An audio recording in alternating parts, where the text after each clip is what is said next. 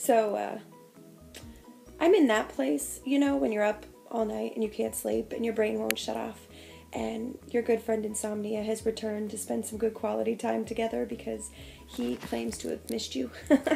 I mean, I guess my insomnia and my sleep is always strange anyway, but I think that he's here to stay for a little bit, so I might as well get comfortable in my house guest. And I'm having one of those nights, right, that the brain won't shut off, and I've recently discovered that I've got to move unexpectedly, and it starts to bring up that fear, right, of, but where will I go? What am I going to do? What, I live with amazing people. What are they going to do? And it started to get me thinking, well, what do I want? And it made me realize how often in our lives do we say, I don't know. I don't know. I don't know where I want to go. I don't know. And it reminded me of this woman, Kelly, who I had this exact discussion with one day. She came and sat next to me, and she could see that I was perplexed and that I was working through some stuff. And she said, what's going on? I said, I don't know. She's like, well, what do you mean you don't know? I said, I don't know.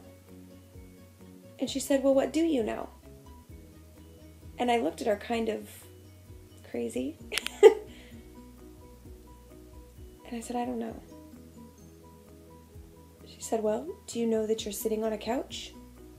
I looked down. I agreed. I knew that I was sitting on a couch. She said, do you know that you're in Los Angeles? I said, yes, I know that I'm in Los Angeles. And she started with all of these very, very simple questions.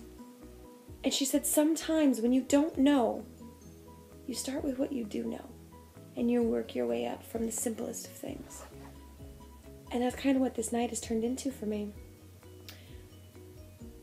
My roommates and I made the decision that we want different things and we're going different directions. And I love them so much. And that's scary. It's scary, the idea of going a new direction and doing something different, but knowing that I have to follow my dream and they need to follow theirs and what's going to make them happy.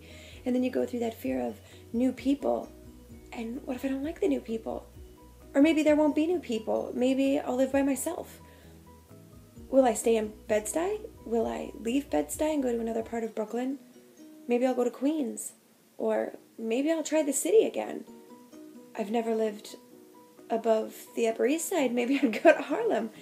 And all of these possibilities can be really exciting. And they can be really, really scary. Sometimes we get stuck in the fear of, or not even in the fear, but in the loss of something good and something amazing. You can't recreate the same thing. You can go create your new reality and your new dream. Maybe you seek out the same feelings, but it's not going to be in the same place. I experienced that leaving Austin, Texas, because I loved Austin. But then I came here and I loved here. So now I'm starting to dream big. What do I want? Where do I want to go? Who do I want to go with? What do I want to keep in my life, and what do I want to get rid of? What's no longer serving me? All of this reminded me of a time that I was in the grocery store when this lesson really hit home, that what Kelly had told me really resonated with me. And I remember standing in the grocery store. You know those times when you're starving to death and it's the worst time to go to the grocery store? But I was past the starving. I was in like that hopeless, no one can save me because I'm so hungry and I can't decide what to eat phases or places. And all of a sudden, as I'm standing in an aisle, I hear her voice. Well, do you know where you are? That kind of, do you know that you're in the grocery store kind of a thing. And as I looked up at where I was, to see where I was, I saw that I was standing in the pasta aisle. Now, I'm not a big fan of pasta or Italian food as a general rule, not as, there's always extenuating circumstances. But I realized, okay, well now I know I'm in the pasta aisle. And I know that I don't want pasta. So why Am I standing here with my hands in the air? I don't know what to do. I don't know what I want. But what I did know was that I did not want pasta. So I left the pasta aisle, ended up in the cereal aisle. I knew that I didn't want cereal. So how often do we do that in our lives? Stand in the pasta aisle. Not even really take a look at where we are to see if that's where we want to be. Maybe you don't know where you're going. Maybe you're not sure of the dream that you want to create. So start by looking around you. Do you know where you are? Is that where you want to be? And maybe if it's not, it's time to change the scenery or whatever. It's time to get out of the pasta aisle at least. So I just wanted to share as I'm processing and going through my own transitional phases. And coming out of the Dirty 30, it was interesting that this change came at the same time because I was so excited and awesome and everything was brilliant. And then I had, a Lemony Snicket series of unfortunate events week. And I got a little down. And I got a little dark. And just saying, what's next? Where do I go? What am I going to do? I don't want to go. I want to stay here. But I can't.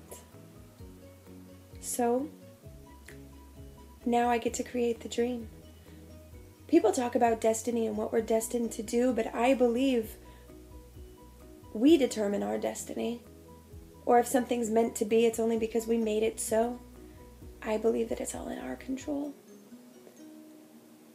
I encourage you and I invite you to dream really, really big and then just make it so. And if it's not working, don't see anything as failure. It just means that you need to try something else. I am the queen of failure. I fail all the time.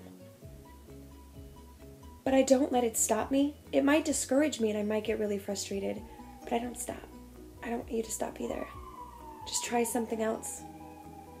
And if it feels good, that's the most important thing. If something doesn't feel good, I know when to walk away. So thank you guys all so much for being part of my journey in this new life of fitness for me. And wait for the police car. Welcome to Brooklyn. And I just wanted to thank you and encourage you to get excited about the next challenge. And don't forget that life happens. Don't be hard on yourselves. Forgive yourselves the days that you miss and just get back on board. That's it. There's no judgment. We don't care if you do it or you don't do it, but we sure love to see you around. Even if you're just watching and you haven't joined us yet, I'm still happy that you're here. And I hope that someday you'll join us and come out of the background a little bit because you guys really inspire each other. We may have developed a platform for that, but it's really you guys. So thank you for that. And that's what I'm going to take with me tonight in my journey forward, in my dream, and creating my reality. See you soon. Get dirty. Underground Celebrity Fit Club. Mwah. Love you guys.